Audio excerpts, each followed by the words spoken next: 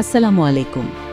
দেখছেন দর্শক 24-এর নিয়মিত আয়োজন দর্শক নজরে আজকের কাগজ। সাথে আছি আমি সিনথিয়া। আজ 22 জুলাই 2026। প্রতিদিনের মতো আজকেও আমরা সংবাদপত্রের প্রথম পাতা ঘেঁটে দেখব দেশের শীর্ষ পত্রিকাগুলোর প্রধান খবর। আজকের প্রধান আলোচনায় থাকছে রূপপুর পারমাণবিক বিদ্যুৎ কেন্দ্রে দুর্নীতির চাঞ্চল্যকর তথ্য, থানা ও আদালতের মালখানায় সোয়া 14 লাখ আলামত নষ্টের খবর এবং বিএনপির শরিক দলগুলোর চাওয়া পাওয়া ও মাঠের রাজনীতিতে ফেরার প্রস্তুতি। শুরুতেই নজর দিই দৈনিক ইত্তেফাক পত্রিকার পাতায়। তাদের প্রধান শিরোনাম, কেউ চান মন্ত্রিত্ব, কারো চাওয়া সরকারি সুবিধা। এই খবরের পাশাপাশি প্রথম পাতায় তাদের আরেকটি আবেগঘন শিরোনাম, মাইলস্টোন ট্র্যাজেডির 1 বছর।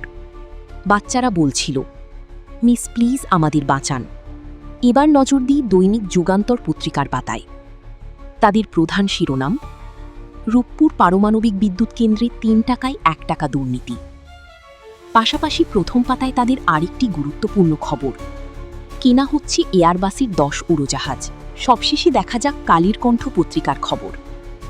তাদের প্রধান শিরোনাম, নষ্ট হচ্ছে সোয়া 14 লাখ আলামত।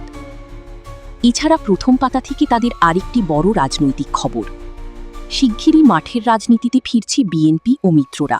প্রিয় দর্শক, এই ছিল আজকের পেপারগুলোর প্রথম পাতার প্রধান খবর।